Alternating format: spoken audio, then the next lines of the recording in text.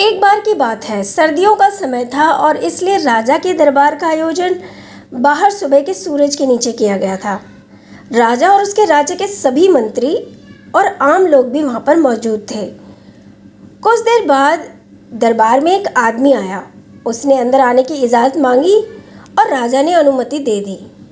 जब वह अंदर आया तो उसने कहा, महाराज, मैं एक मूर्तिकार हूँ और मैं यहाँ एक चुनौती लेकर आया हूँ। अब तक मैं इस चुनौती के साथ कई राज्यों में गया हूँ और अब तक कोई भी जीत नहीं पाया है। अगर आप मुझे अनुमति दें तो मैं चुनौती को आपके सामने पेश करूँ। राजा ने पूछा, कैसी चुनौती?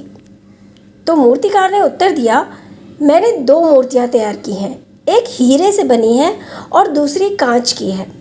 आपको ये पहचानना होगा कि कौन सी हीरे से बनी है और कौन सी कांच की है। अगर आपके राज्य का कोई भी व्यक्ति इस चुनौती का उत्तर दे देगा तो आप जीत जाएंगे और मैं यहाँ हीरे की मूर्ति को छोड़ दूँगा। लेकिन अगर मैं जीत गया तो आपको मुझे हीरे की मूर्ति के मूल्य के बराबर पैसा देना होगा।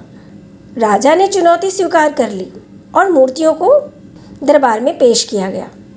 दरबार में मौजूद सभी लोग उन मूर्तियों को देखकर वाकई हैरान रह गए, क्योंकि वे दोनों एक जैसी थीं। वे बिल्कुल एक जैसे आकार, एक जैसे रूप, एक जैसे रंग और एक ही प्रकाश के समान दिखती थीं। राजा ने उन मूर्तियों को बार बार हर कोण से देखा, लेकिन फिर भी अंतर नहीं कर सके। राजा के मंत्रियों ने भी उन्हें एक एक करके करीब से देखा, लेकिन कोई भी उत्तर देने के लिए तैयार नहीं था, क्योंकि अगर वे हार जाते तो न केवल राजा को पैसे देने पड़ते थे, बल्कि उससे राजा की प्रतिष्ठा भी प्रभावित होती थी। तो कोई जवाब देने के लिए आगे नहीं आया। कुछ देर बाद मूर्तिकार ने पूछा, क्या इसे मैं अपनी जीत समझूं? उसी समय एक बूढ़ा आदमी जो भीड़ के बीच में मौजूद था, सब कुछ सुन रहा था। वो आगे आया और राजा से कहा, मैं ये चुनौती लेना चाहता हूँ, क्या मैं कोशिश कर सकता हूँ? राजा ने उसे अनुमति दे दी।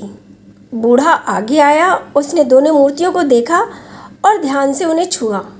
1 मिनट बाद बूढ़े ने उत्तर दिया कि कौन सा हीरा है और कौन सा कांच। मूर्तिकार ने पूछा, क्या ये तुम्हारा उत्तर है? बूढ़े ने बड़े आत्मविश्वास से उत्तर दिया, हाँ। मूर्तिकार ने उत्तर दिया, मैं हार गया और क्योंकि मैंने वादा किया था, इसलिए हीरे की मूर्ति को मैं राजा के खजाने के लिए यहीं छोड़ दूंगा। दरबार में हर कोई खुश था और बूढ़े आदमी के लिए खुशी मना रहा था। राजा बड़ा उत्सुक था। उसने बूढ़े व्यक्ति से पूछा, आप ये कैसे पहचान पाए?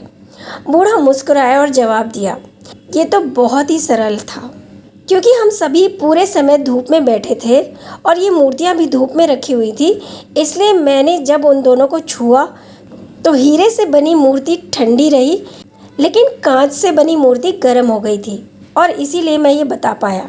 राजा बूढ़े से बहुत प्रसन्न हुआ और बदले में बहुत सारा धन दिया। तो फ्रेंड्स, मेरी कहानी आपको कैसी लगती है मुझे कमेंट करके ज़रूर बताएं। मेरी वीडियोस को लाइक करना, शेयर करना और मेरे चैनल को सब्सक्राइब करना ना भूलें। धन्यवाद दोस्तों।